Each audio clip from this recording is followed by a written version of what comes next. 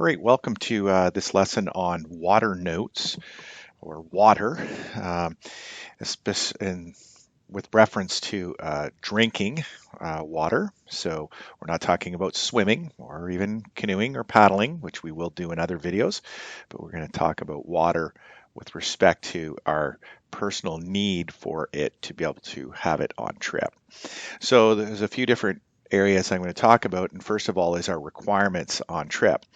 And on average, each person needs about 2 liters of water each day just to live. That is a normal consumption rate. We consume water. Now, water might come to us in pop, coffee, different drinks. We may not actually drink any water throughout the day. We might drink it in other ways. We might even get it through fruits and different things that are rich in water that we eat. But we do need about 2 liters of water each day. This increases as the temperature outside increases because we're going to perspire and as our activity increases. So if we're really active, we might be drinking a lot more than 2 liters in a day. It's not uncommon for someone who's very active to consume 4 liters of water in a day. And in addition to that, we need water for cooking. Maybe we're making a pasta, maybe we're rehydrating something, and that requires us to have food or water to be added into the food, and water is quite common that way. And so I said basically a group of 10 people would easily use between 30 and 40 liters of water per day. And that 30 or 40 liters of water each day would weigh, in the bounds of, 66 pounds to 88 pounds of weight if we were carrying that each day. And if you thought you had to carry jugs of water along with you, that's a large amount of water to carry on a trip. So it's not reasonable to carry water along with you. So we have to come up with ways to use the water that's available to us while we're out there. So concerns with respect to this are what are known as waterborne diseases. And worldwide, waterborne diseases still kill about 1.5 million people. That's a lot. That's each year. I can throw that in on the end here. People each year die from waterborne diseases. Now, that's not common here in North America, but globally, there are many places where getting access to good drinking water is not possible, especially in third world countries, and people still die from illnesses that come with it.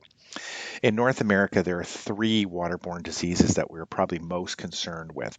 Giardia is probably the top of the list. Any avid backpacker, canoeer, tripper knows and has heard of Giardia. And essentially, Giardia gives you the shites, and it's not good.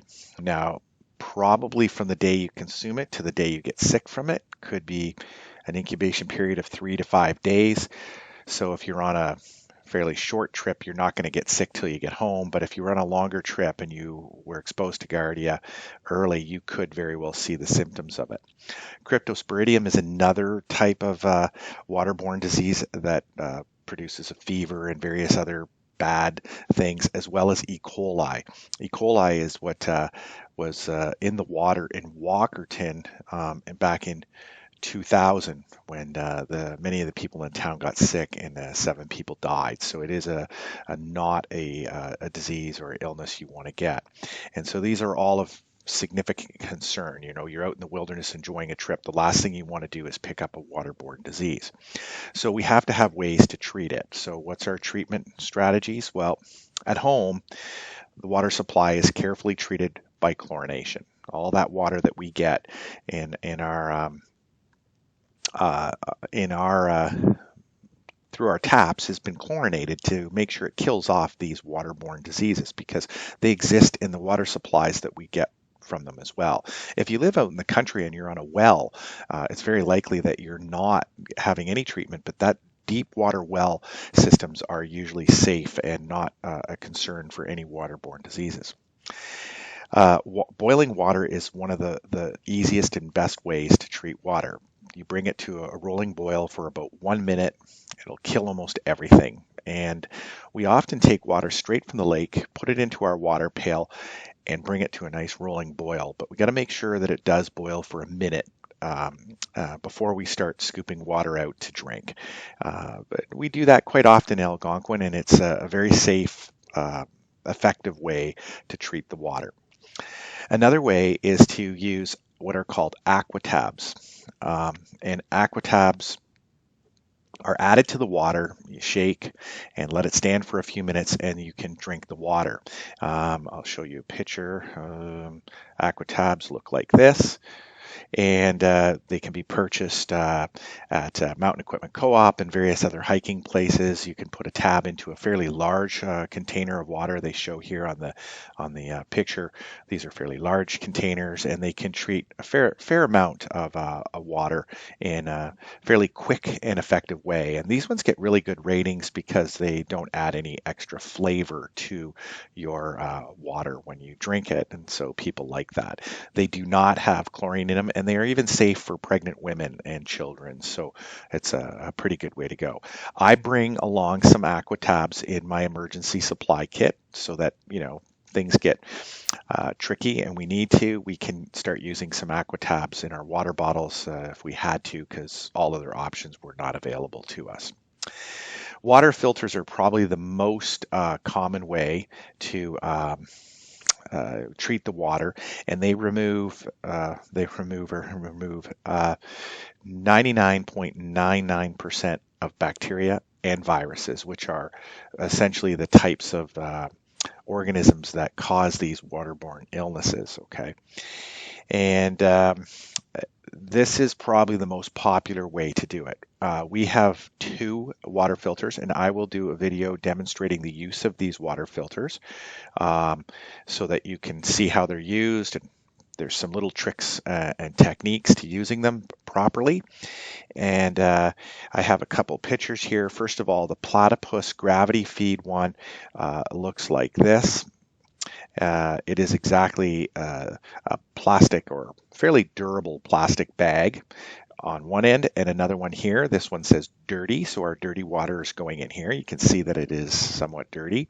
And then it goes down through a gravity feed filter, and then it passes through and deposits itself into the clean bag. And it's very important that you don't mix them up. And actually, the way they set it up is it's pretty foolproof. I've never had anybody screw it up because you just simply can't. This end will not plug into that end, and this end here will not plug into this end. And so it's pretty straightforward. We do have to backwash. And when we backwash, it's really not that hard. I generally do a backwash when the dirty bag has become empty. And so there's maybe just a little bit of water around here in here, and I lift the clean bag higher than the dirty bag, and I reverse the flow. So I'll demonstrate that in my video, but it's really kind of neat because this water will go up, or this one will go up, and water will backwash through, and all the dirty material starts to get pumped out into here, and we can dump that dirty material so that we don't have a problem clogging our filter on trip, because we have had those issues where we get them cluttered or clogged on trip. And most of the time, with a little bit of messing around, we can figure out how to unclog them. Okay. Another issue that does arise with these particular filters is they do get kind of an airlock in them sometimes, and so we have to make sure that there's no air into the filter and the plumbing here, as I would call it. And so again, backwashing generally gets all the air and the bubbles all come out, and it starts to run again. And so anytime I've come on a group that, oh, our gravity filter's not working, it sucks, and all these things, I'm able to usually mess around with it, get the airlock out, unplug anything, and get it working again. We do bring spare filters along, so if you do really plug one up and it can't be used, we can try a second time. It is crucial, though, that you try to find as much clean water. Always find the water as clean as possible. I would say this is pretty dirty water here. I really don't like to see this dirty of water in my gravity filter if I can, because that's going to shorten the life expectancy of my filter down here. And these babies, just this part here, is $60 a piece to replace. Okay, the whole unit's $140, but you only replace the filter cartridge right here. All right. And then we have an alternate, another way of you use filtering water, and it's also each group will have one of these as well. It's a Catadine Vario microfilter, and this is a hand pump. This was the traditional system of using filtering water for years. The gravity filter is a little bit newer, so I'll show you one of these pictures right here. This is your Catadine Vario, and this tube part here goes into the water. There's a little bit of a flotation here to kind of keep it from going right to the bottom, because the last thing we want to do is suck up crap off the bottom. We want to try to draw in the cleanest water possible. And then this handle here swings up and down, back and forth like this, and you can pump water. And it takes about, I'm going to say 60 to 120 seconds, 1 to 2 minutes to do a liter of water, depending on how clean your filter is and how everything's working. These types of filters are traditionally more problematic. When I first started doing outdoor ed, we would have 2 of these per group, and almost always one would fail at some point in each group, and sometimes 2, and I'd bring spare filters and whatnot, and we would, I have spent more time farting around with them on trip than before, and the new gravity filters are much better. But what's nice about these is that if I'm paddling along in the middle of a lake, I can throw this end into the water and quickly filter.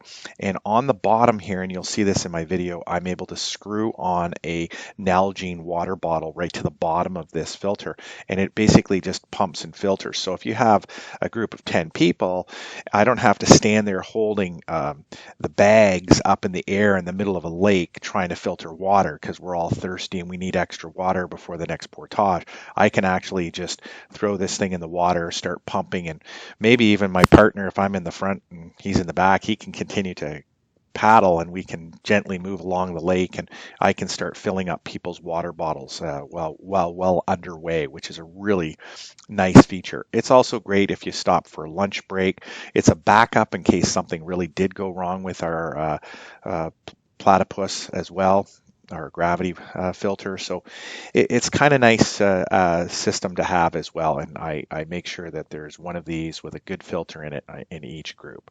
And again, last year I remember one of the groups said, "Oh, ours isn't working, blah blah blah," and I went around and fiddled around with it, and I did get it working, but it wasn't working very well. I have to give them credit. There's gaskets and seals and all kinds of things in these things that tend to be problematic. All right. Now we'll go to a last possibility, and this is more if you were in an emergency, is that UV light will kill most of these organisms. And so if you have a clear water bottle, and I mean clear, it has to be very clear, you can put it in the sunlight for an hour or so, and I mean, I'd probably do 2 or 3 if I had the time, and just allow the sun to beat down onto the water bottle, and it will actually kill most of the contaminants in it. I'd strongly recommend getting as clean a water as possible. So if this was my only option and I had like a t-shirt and I could filter the water that was going into it, into the water bottle with the t-shirt or some material, just to make sure I don't have any floaties in there, because the more floating materials you have in there, the more likely that organisms will be able to kind of hide from the UV light and survive over time. But ultimately, ultraviolet light will kill these organisms, and you can then drink the water. And the bottom line is that if I have a choice between dying of dehydration or risking the potential to get sick from a waterborne illness, I'll take the getting sick over dying from dehydration. It's important that we drink, and so I will drink. But first, I'm going to make sure I've exhausted all these options up here, and I kind of throw this in more as a, hey, if one day have you ever found yourself stuck somewhere, this is an option that's available to you. Okay. Well, that's it for water, your notes on water. Look for the video on me doing some water filtering out in the woods, and you'll see how I set things up and run the water filters, and we'll go from there. Have a good day.